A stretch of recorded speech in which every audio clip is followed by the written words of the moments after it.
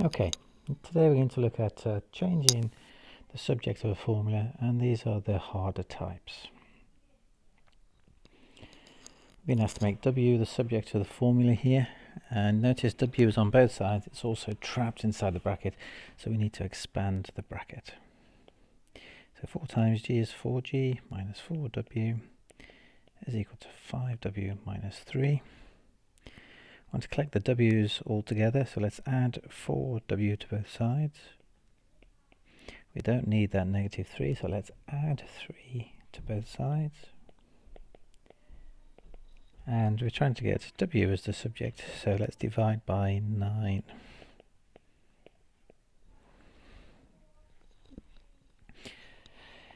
Express A in terms of C and P. So again, we want A on one side, and notice here it's on both sides, and it's also trapped inside the bracket. So let's multiply out that bracket. 4 times 2A is 8A. 4 times P is P. Okay, let's collect the A's together, so let's subtract A from both sides. So when we do that, we're left with C plus P. 8A take away A is 7A. Let's subtract 4P from both sides, and then let's divide by 7.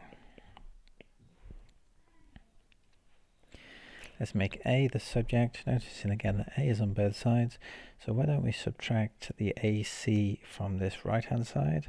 So we must do it to this side as well.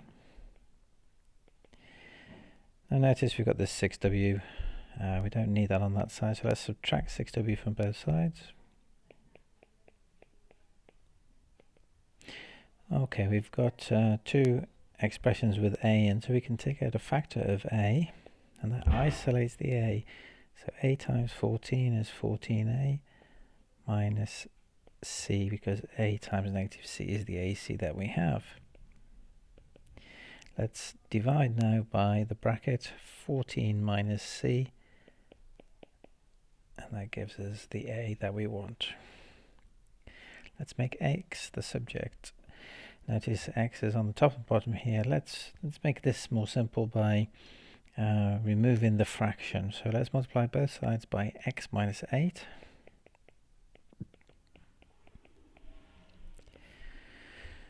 The X is trapped inside the bracket, so let's expand the bracket. So Y times X is YX.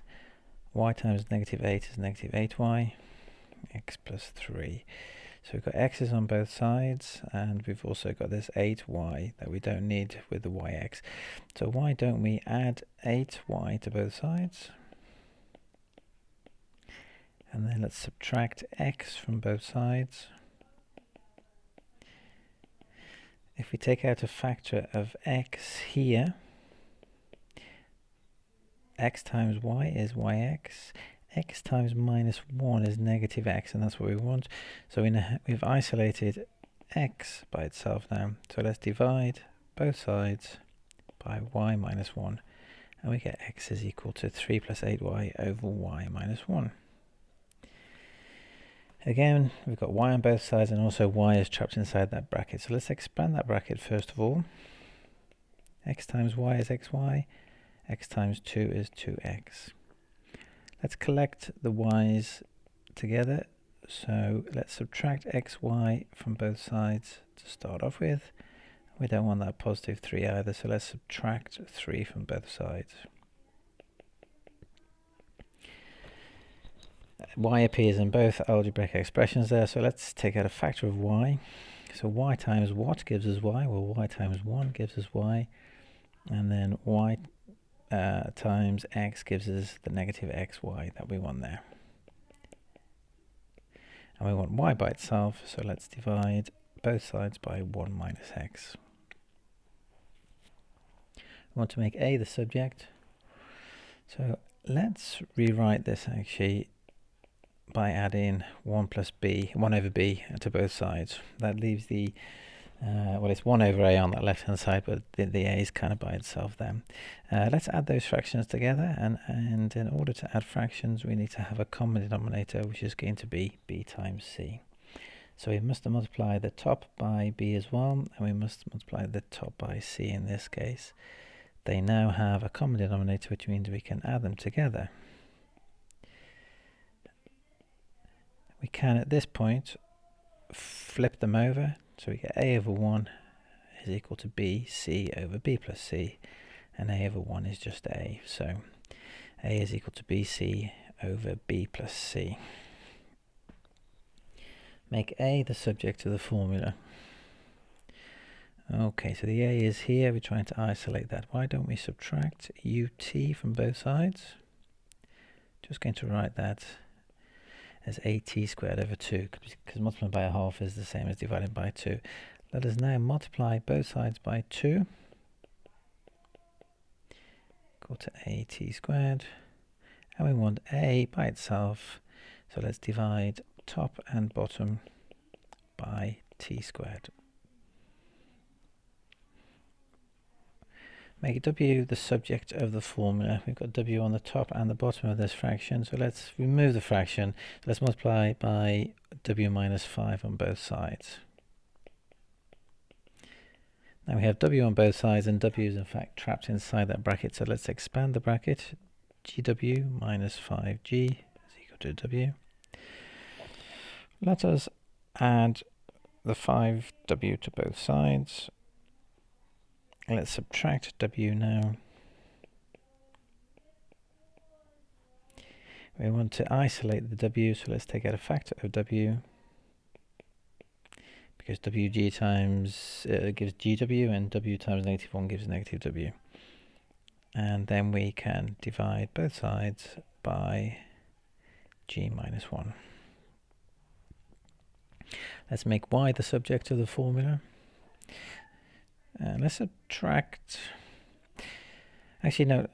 The issue we're going to have here is that the y has the negative 4 in front of it, and we don't really want the negative. So why don't we add 4ay cubed to both sides?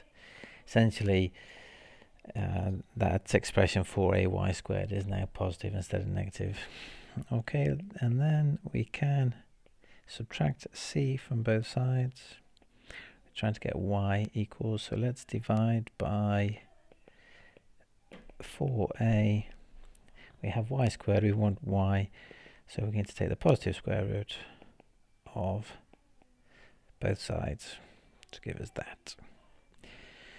Make x the subject of the formula. Okay, let's multiply throughout by 5.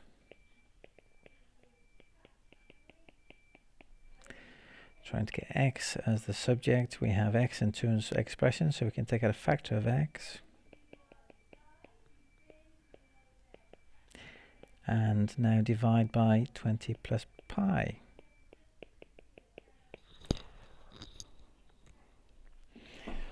Let's make v the subject of the formula.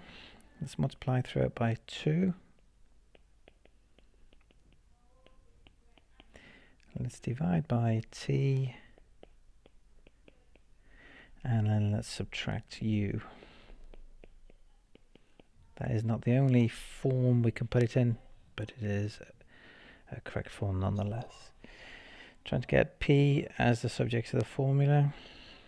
P is trapped inside this bracket, so let's multiply it out. Don't forget pi is just a number. Let's add 3 pi p to both sides.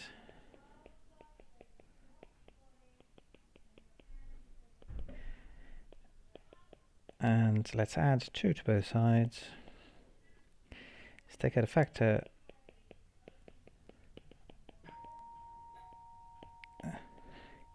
And let's divide by 1 plus 3 pi.